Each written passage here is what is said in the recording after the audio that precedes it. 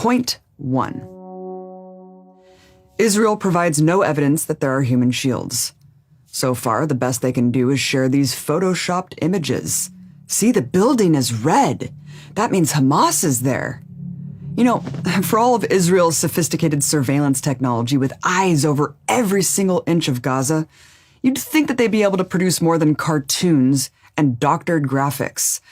In fact, the only proof they have provided so far are fake videos of Hamas rockets in residential areas.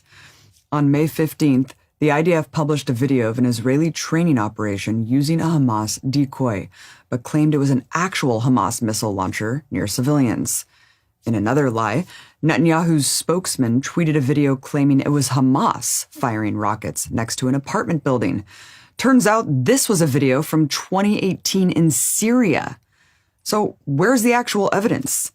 If they cannot provide any, their claims must be investigated and brought to a trial. Even if there was evidence that Israel was hitting legitimate military targets, it still is illegal to kill such an outrageous amount of civilians. And you can't legally blow up a hospital, even if there are militants nearby. Either way, Israel should not be allowed to be above the law. Point 2. We shouldn't take Israel's claims of human shields at face value, because they have an extensive history of lying about it. I think the most irrefutable example are their killings at Gaza's Great March of Return, which we documented in our film, Gaza Fights for Freedom.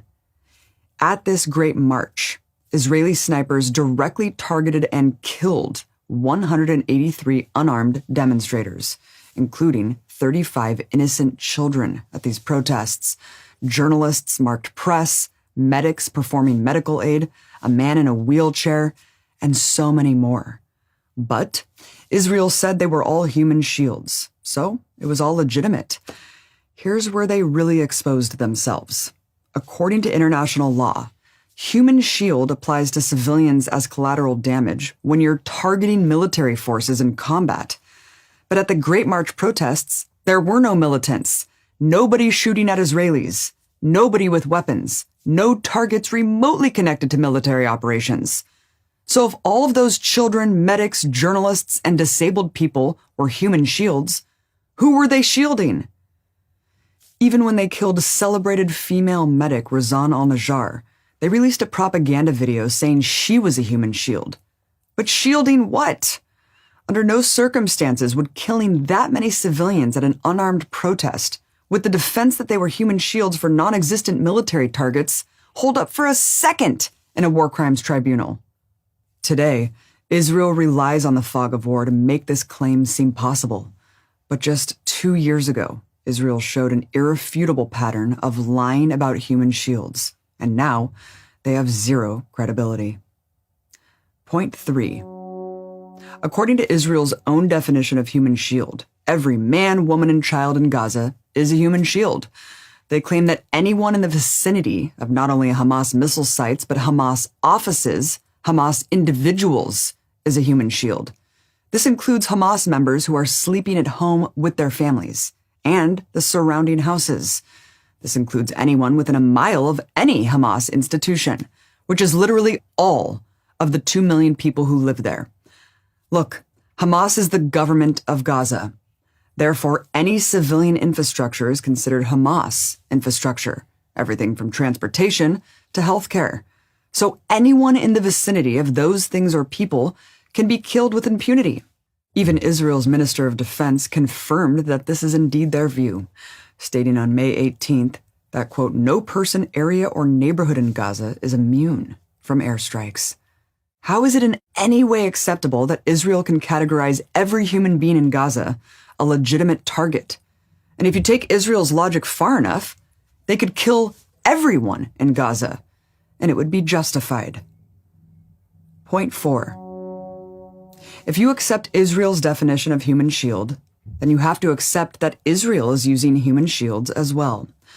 Armed Israeli soldiers are everywhere among civilian areas.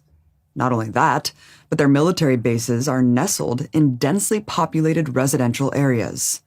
For example, the Israeli Defense Forces' main headquarters is smack dab in the middle of a residential sector of Tel Aviv and a major shopping center. Does anyone accuse Israel of using human shields? In another example, the Israeli army broadcasts from a residential apartment tower with antennas on the roof. If Hamas leveled that building, does anyone doubt it would be deemed a war crime? What we have here is a double standard. Israel wants the human shield defense for them to be any civilian they kill. But for any civilian killed by Hamas, it's a war crime. The purpose of international laws of war is to create a standard that's applied to all sides equally. But Israel and the United States have a different view, that the rules only apply to their enemies. Point 5.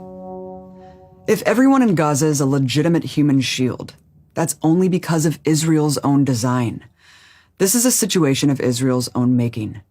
Israel drew the borders, and Israel refuses to let anyone leave. To leave Gaza, you must get approval from the Israeli government, and the government will almost always say no. So what are people supposed to do who want to remove themselves from the carnage? They have literally nowhere to run and nowhere to hide. Israel has made Gaza, in every sense of the term, an open-air prison. They trap 2 million civilians in this tiny strip of land. Then they bomb their neighborhoods and say, well, they shouldn't have been there. The mountain of civilian dead has to be looked at through the perspective of the Israeli blockade and the inability of anyone to escape. Resistance forces in Gaza have nowhere else to go to. Gaza's self-defense capabilities are confined to this heavily populated area. And Israel has intentionally made Gaza unlivable. The only way Gaza is able to exert pressure on Israel is by firing rockets. If they peacefully protest their conditions, they're massacred just the same. If they do nothing, Israel continues to blockade them, erode their living conditions, while ethnically cleansing the rest of their land. Israel has made it so the only leverage Gaza has to get any change is using the one weapon it has. Besides, Gaza has the right to self-defense under international law, and contrary to what Israel claims, the current round of fighting was started by Israel, not Hamas, when they deployed criminal violence against Al-Aqsa and Sheikh Jarrah. And right at the outset, on May 12th, Hamas offered a ceasefire to Israel. Israel rejected it because they wanted to keep going, despite their rhetoric of only wanting the rockets to stop. So if Israel's going to keep bombing, Gaza has no choice but to fight back, and that in turn becomes the excuse for Israel massacring so-called human shields. It's far from the first time this term has been used to state-sponsored mass slaughter. Human shield propaganda has been long applied by the empire to dehumanize the enemy in nearly every major world conflict or war, from its atrocities in Korea to Iraq. And it always serves the same purpose: to dehumanize entire populations, giving the perpetrators a free pass to act with total disregard for civilian life. What the Israeli government is trying to do is cover up what their military is actually doing, which is indiscriminate bombing. That seems glaringly apparent, and international law is very clear about indiscriminate attacks being a war crime, strictly prohibited in any situation. To sum it all up, it is completely outrageous to let Israel make this blanket claim to absolve itself of any wrongdoing. All of those lives taken had value. They all had families. They all had futures they were robbed of. It's not fair, and it's not right to be able to wash away their deaths with such an audacious lie. This is an unconscionable situation.